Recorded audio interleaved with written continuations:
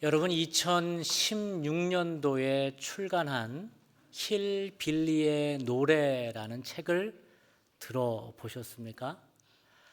이 책은 지금의 미국의 젊은 부통령인 J.D. 벤스라는 사람이 쓴 자서전입니다. 그는 러스트 벨트로 알려진 에팔레치아 산맥 언저리에 살았던 사람입니다. 에팔레치아 산맥, 목사님 제가 지리산도 안 가봤는데 무슨 에팔레치아 산인가요? 그림에서 보시듯이 이 에팔레치아 산맥은 미국 중부로부터 시작해서 북동부까지 쭉 길게 이어진 산맥인데, 이 산맥 언저리에 사는 사람들을 힐빌리라고 부릅니다. 뭐라고요? 힐빌리라고 부릅니다. 그러니까 양키스라는 사람이, 그런 사람들이 어떤 미국 초기의 미국인이었다면, 이 힐빌리라는 사람들은 가난하고 소외된 백인 하층민을 뜻합니다. 현재 미국의 젊은 부통령인 J.D. 벤스는 이 지역 힐빌리에서 성장을 했습니다. 그의 책에는 그가 어떻게 미국 중서부와 북동부의 백인 노동자들이 가난 속에서 허덕이며 사는지 자전적으로 글을 써내려갑니다. 그의 글의 일부를 제가 한번 읽어드리겠습니다. 나는 러스트벨트에 속하는 오하이오의 철강 도시에서 가난하게 자랐다. 부모님과 나의 관계는 좋게 말해 복잡한데, 나는 모르는 사람이나 다름없는 남자와 차라리 모르는 게 나았을 뻔한 여자에게서 버림받은 자식이었다. 나를 키워준 외조부모님은 고등학교도 나오지 않았고 친척들까지 포함해도 대학에 진학한 사람은 거의 없다. 통계적으로 나 같은 아이들의 미래는 비참하다.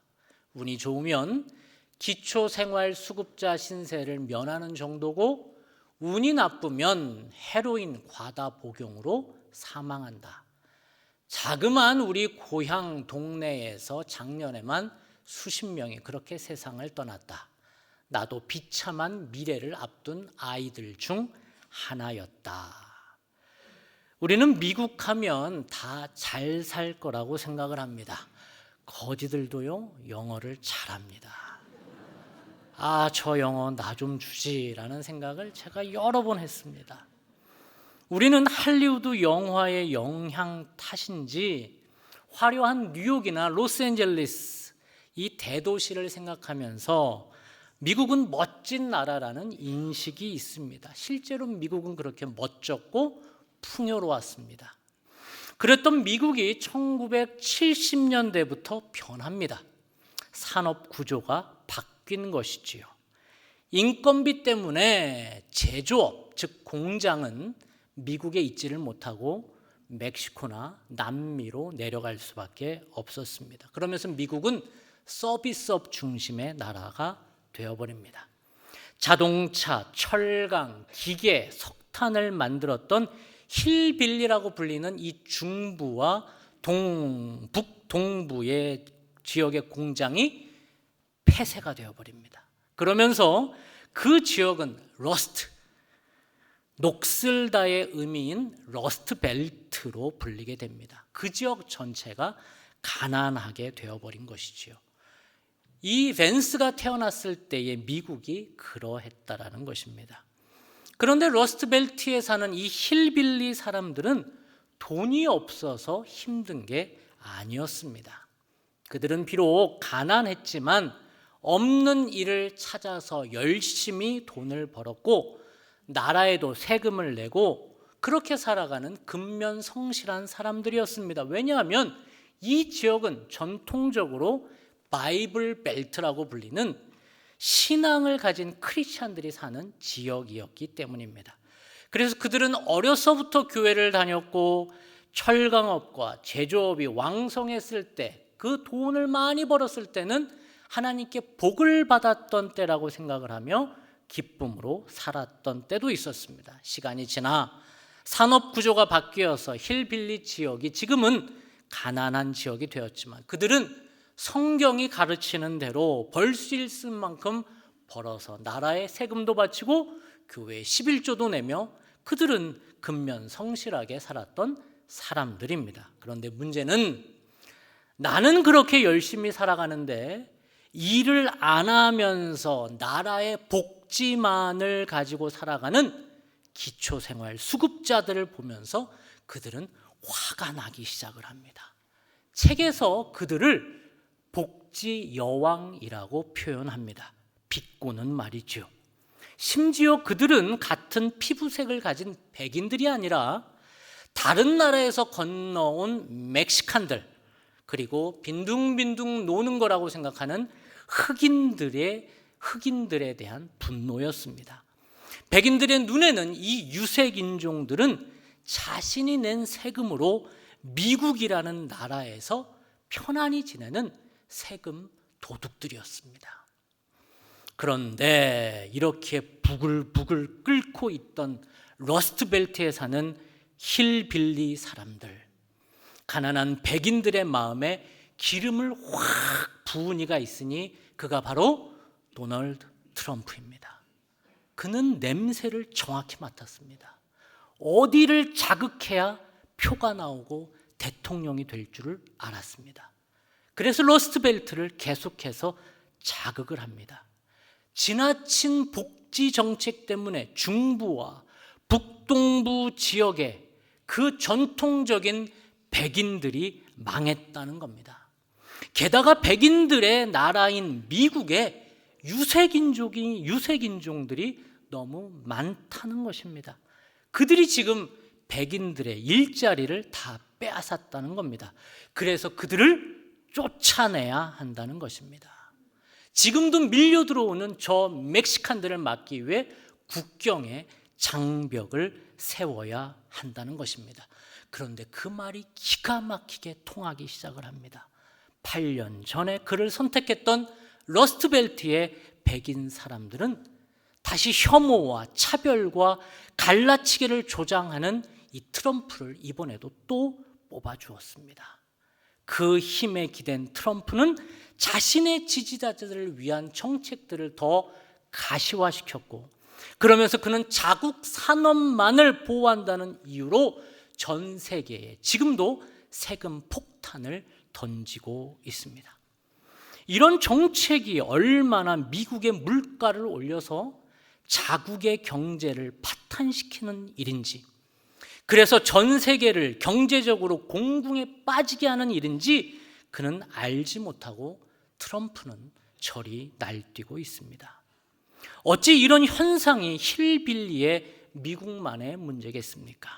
유럽은 어떻습니까? 영국은 벌써 10년 전에 EU에서 탈퇴를 했습니다.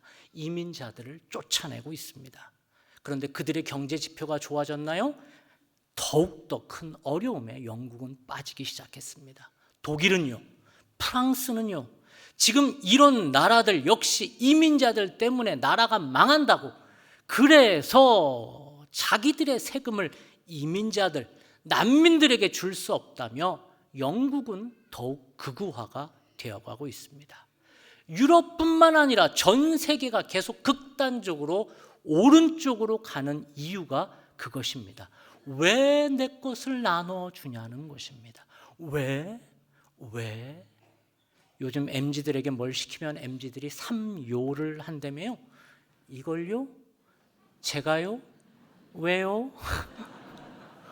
3요가 유행입니다. 이걸요? 제가요? 왜요? 우리도 역시 그렇다는 겁니다. 왜요? 왜 내 거 나눠줘요? 그런데 이런 국수적이고 이기적인 마음들이 특정 나라의 문제로만 국한시킬 수 있을까요? 사실 이런 마음은 우리의 모두의 모습입니다. 우리의 죄성입니다. 요즘 제가 계속해서 사용하는 단어로 얘기하면 거진 나의 모습입니다. 내 것을 뺏기고 싶지 않은 마음, 더 갖고 싶은 마음, 내 직업을 빼앗는 유색인종을 향해서 분노하는 마음은 미국 중부와 북동부에 사는 힐빌리 사람들의 마음이 아닌 우리 모두의 죄성이라는 것입니다. 그래서 우리 모두가 힐빌리의 사람들입니다. 오늘 본문이 그런 마음을 잘 보여주고 있습니다. 예수님이 서기관들에게 아주 모욕적인 말씀을 듣습니다. 지난 본문이었지요. 귀신 들렸다는 겁니다. OTT 드라마 수리남에서의 황정민이 귀신 들렸네, 사탄 들렸네 라면서 몰아붙이듯이 이들은 지금 예수를 몰아붙이는 겁니다. 마가복음 3장 22절은 이렇게 말합니다. 같이 한번 읽을까요? 예루살렘에서 내려온 서기관들은 그가 바알세불이 집혔다 하며 또 귀신의 왕을 힘입어 귀신을 쫓아낸다 하니, 이런 논쟁 후에 예수님을 찾아온 무리들이 있었으니 예수님의 가족들입니다. 예수님에게 힘이 되는 예수님의 어머니 마리아와 그의 친동생들이 지금 예수님을 찾아온 것입니다. 31절 32절을 한번 읽어보겠습니다. 그때 예수의 어머니와 동생들이 와서 밖에 서서 사람을 보내어 예수를 부르니, 무리가 예수를 둘러앉았다가 여짜오되 보소서 당신의 어머니와 동생들과 누이들이 밖에서 찾나이다. 아멘. 그런데 예수님의 가족들은 예수님을 응원하러 왔을까요? 아닙니다. 예수님의 가족들이 예수님을 찾아온 이유를 21절은 이렇게 얘기하고 있는데, 예수의 가족들이 예수가 미쳤다는 소문을 듣고 그를 붙잡으러 나섰다. 지금 예수님의 가족들이 예수님에게 찾아온 이유는 예수님을 붙잡으려고 온 것입니다. 그것은 예수님에게 어떤 일이 있었기 때문에 지금 예수님을 붙잡으려고 하는 것일까요? 21절에 붙잡다라는 헬라어는 크라테오라는 단어입니다. 크라테오라는 단어는 붙잡다라는 의미도 있지만 소유하다라는 의미도 있습니다. 계시록 2장에 보면 이렇게 말하고 있는데요. 다만 너희에게 있는 것을 내가 올 때까지 굳게 잡으라. 잡으라는 것은 체포하라는 의미가 아니라 내 믿음을 굳게 소유하고 있으라는 의미입니다. 다른 말로 하면 지금 이 예수님의 가족들은 예수님에게 온 이유는 예수님을 뭐 하기 위해서? 소유하기 위해서 온 것입니다. 가족들은 예수님을 소유하고 싶었습니다. 내 것인데 왜 다른 사람에게 지금 빼앗겼느냐? 내가 가지고 싶고 있기 때문에 예수님에게 찾아온 것입니다. 마리아에게 예수님은 어떤 존재입니까? 우리가 천주교처럼 마리아 무오소를 믿고 성경을 해석할 수는 없지요.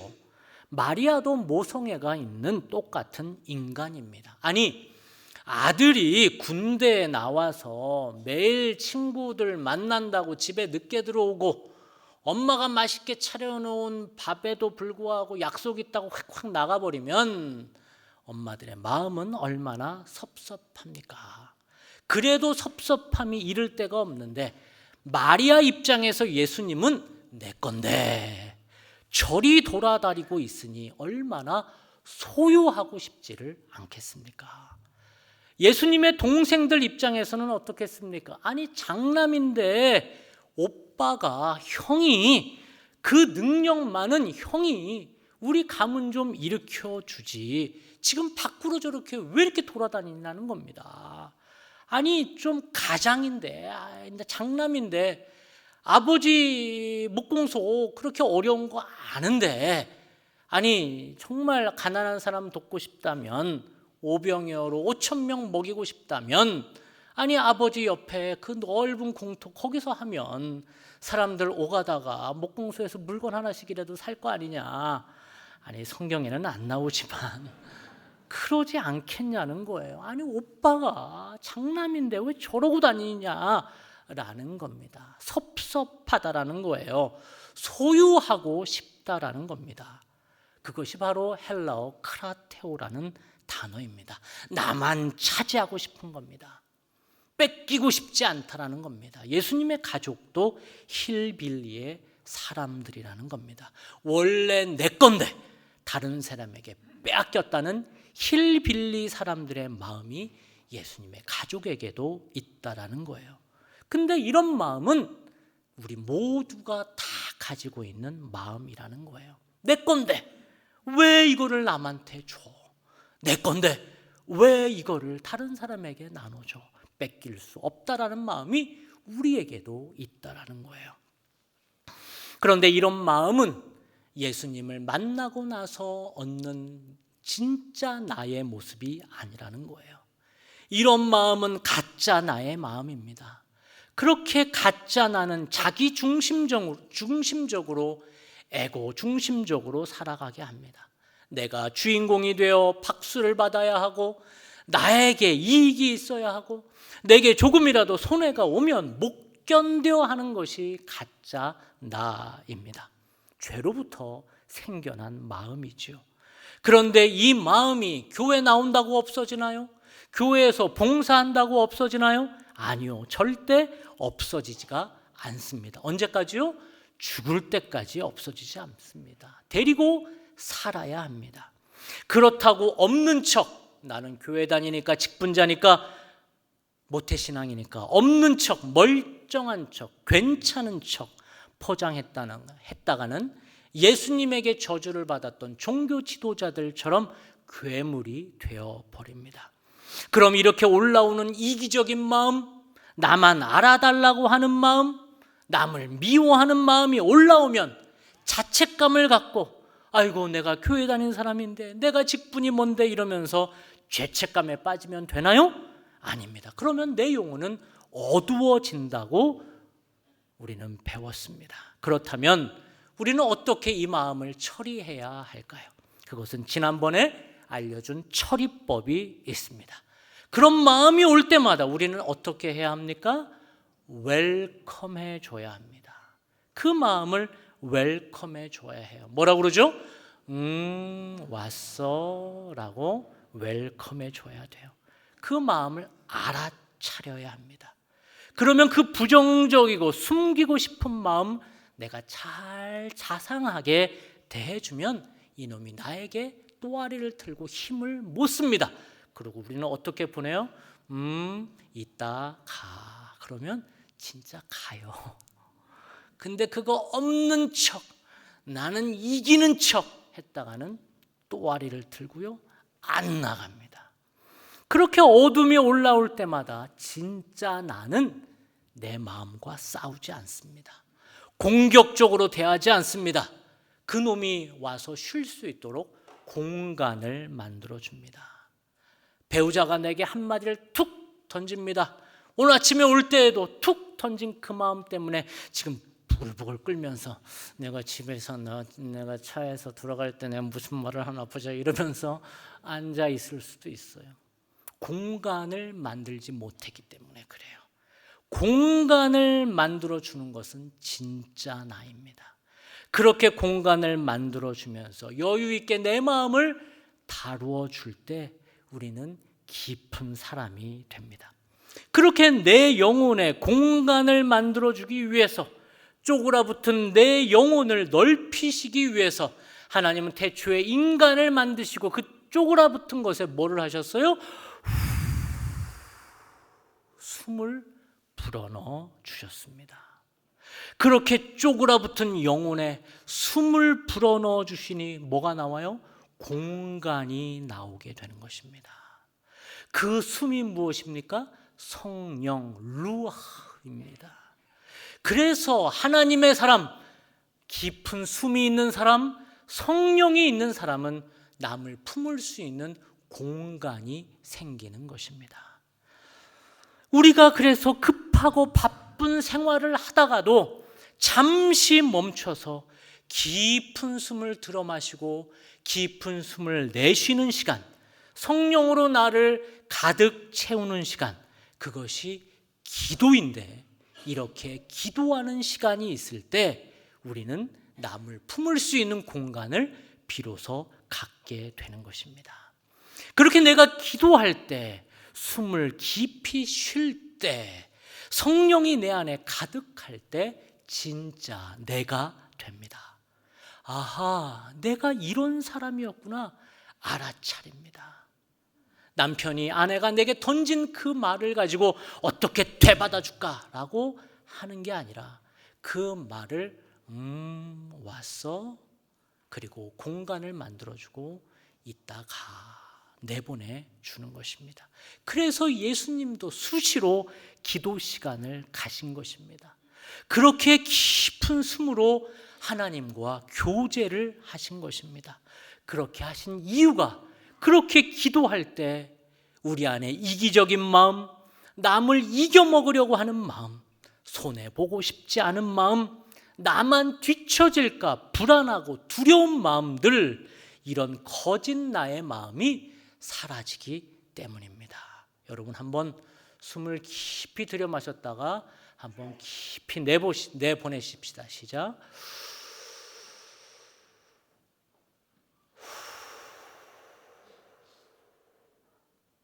이렇게 하나님 앞에서 깊은 숨을 쉴 때 이건 단순히 숨이 아니라 성경은 숨과 성령이라는 단어를 루아흐 똑같이 쓰시면서 내가 깊은 숨이 회복될 때 성령의 사람이 된다라고, 기도할 때 성령의 사람이 된다라고 말을 하고 있는 것입니다. 그래서 예수님은 누가 내 어머니이고 동생이냐고 물으십니다. 가족이라는 이름으로 서로를 소유하려는 마음은 진짜 가족이 아니라는 거예요. 진짜 나는 무엇이냐? 깊은 숨으로 나를 비워낼 수 있는 사람, 깊은 숨을 가지고 기도할 줄 아는 사람이 진짜 예수님과 깊은 관계를 가지고 있는 사람이 내 가족이라는 것입니다. 그것은 깊은 숨을 통해 기도를 통해 내 소유를 주장하지 않고 남을 위해 두 팔을 벌릴 수 있는 사람, 그렇게 하나님의 뜻을 따르고 있는 내 주변의 사람들을 보면서 예수님은 이들이 진정한 내 가족이라고 말하고 있습니다. 33절부터 35절을 같이 한번 읽겠습니다. 대답하시되 누가 내 어머니 동생들이냐 하시고 둘러앉은 자들을 보시며 이르시되 내 어머니와 내 동생들을 보라. 누구든지 하나님의 뜻대로 행하는 자가 내 형제요 자매요 어머니니라. 아멘. 제가 잘 아는 가정의 일입니다. 미국 아이비리그 대학에서 미술을 전공하고 한국으로 돌아와서 소위 제일 좋다는 대학교의 대학원에 다니면서 서양화를 전공했던 청년이 있었습니다. 미국 명문대 학부 출신의 실력이 얼마나 좋았던지 그는 늘 시기의 대상이었습니다. 그러니 그의 친구들에게 그는 왕따를 당하기 시작을 합니다. 심지어 교수님들도 그 대학 학부 출신이 아니라는 이유로 전시회를 방해하는 일까지 있었습니다. 결국 그는 그런 학내 따돌림을 이기지 못하고 그만 극단적인 선택을 하게 됩니다. 부모는 그 소식을 듣고 감당할 수 없었습니다. 아들을 그렇게 보낼 수 없었습니다. 그래서 그의 부모는 그의 노트북을 열고 암호를 풀어서 그의 메모장을, 일기장을 보았습니다. 아들은 이렇게 유서처럼 적어놨습니다. 만약에 이곳이 내가 있어서는 안 되는 곳이라면 어떻게 해야 하나? 이렇게 괴롭고 힘든 것이 당연한 건가? 너무나 피곤하다. 영악한 사람들, 차별받는 것 너무 힘들다. 내 편은 누가 있을까? 외롭다, 슬프다. 그 후 부모는 사건의 전말을 다 알게 됩니다. 아버지는 몇 번이고 다짐을 합니다. 다 고소해버릴 거라고, 가만 놔두지 않을 거라고 몇 번이나 다짐을 합니다. 그런데 부모는 마음을 바꾸어 먹기 시작을 합니다. 이게 아들이 원하는 것은 아닐 거라며 부모는 가해자들을 용서하기로 결정합니다. 그러면서 신앙이 있던 그 아들이 가장 좋아하는 일이 무엇일까 고민하면서 아들을 죽음으로 내몬 그 학교와 학과에 장학금을 주기 위해 아들 이름으로 장학재단을 만들었습니다. 그리고 매년 부모는 자신의 사재를 털어서 가해자들이 다니는 그 학과의 학생들에게 지금도 장학금을 전달하고 있습니다. 아니, 어찌 이렇게 살 수 있을까요? 죄성이 가득한 이 가짜 나는 고소하라고 똑같이, 아니 더 많이 되갚아주라고 소리칩니다. 어찌 당하고만 사냐고, 어찌 너만 바보같이 그렇게 피해를 보냐고 소리칩니다. 힐빌리의 사람들처럼 왜 너만 손해보냐고 야단입니다. 그것이 우리 안에 가짜 나의 모습입니다. 그런데 그분들은, 제가 아는 그분들은 기도하시는 분들이었습니다. 기도할 때 얼마나 많이 그들이 울었겠습니까? 기도하면서 얼마나 많이 하나님께 소리를 쳤겠습니까? 주여, 왜 나에게 이런 일이 있냐고, 주여, 이것을 내가 어찌 감당할 수 있겠냐고 어찌 발버둥 치지 않았겠습니까? 그런데 그러면서 그들은 기도 중에 다시 깊은 숨을 회복을 합니다. 헐떡이며 급하게 몰아쉬는 숨이 아니라 분노와 저주와 악에 바쳐서 씩씩거리는 숨이 아니라 진짜 나를 찾았을 때 나오는 깊은 숨을 그들은 다시 회복을 합니다. 그때 그들은 진짜 내가 되었습니다. 그렇게 기도할 때 가짜 나, 조금이라도 손해를 보면 씩씩거리며 잠을 설치는 힐빌리의 사람들이 아니라, 내 본질을 정확히 보고 나는 껍데기의 사람이 아니라 예수의 사람임을 고백할 수 있었습니다. 그렇게 기도할 때 나는 얕은 숨으로, 두려움이 가득한 옅은 숨으로 살아가는 가짜 나가 아니라 깊은 숨을 쉬는 예수의 사람, 진짜 나인 것을 알고 살아갈 수 있었습니다. 오늘은 사순절 첫 번째 주일입니다. 이 사순절 기간 우리 예수님처럼 깊은 숨을 회복합시다. 우리 예수님처럼 깊은 기도의 사람이 되십시다. 그렇게 힐빌리의 사람들처럼 가짜 내가 아니라 기도의 사람, 진짜 나, 35절 말씀처럼 하나님의 뜻을 행하는 자로 살아가십시다. 그렇게 하나님 앞에서 우리의 기도가 우리의 깊은 성령의 만남을 통해서 우리가 진짜 나의 사람으로 다시 한번 우뚝 서는 우리 수원성의 모든 분들 되시기를 주님의 이름으로 축복합니다. 기도하겠습니다. 하나님 아버지, 우리는 우리에게 조금이라도 손해가 오면 몸서리치기 힘들어합니다. 모두 죄성에 물든 가짜 나의 지배를 받고 있습니다. 주님, 기도로 그 욕망을 멀리하게 하옵소서. 깊은 숨의 기도로 공간을 만들고 내 욕망을 소격시켜 주옵소서. 그래서 기도의 사람, 깊은 숨의 사람, 진짜 나로 살게 하옵소서. 예수님의 이름으로 기도합니다. 아멘.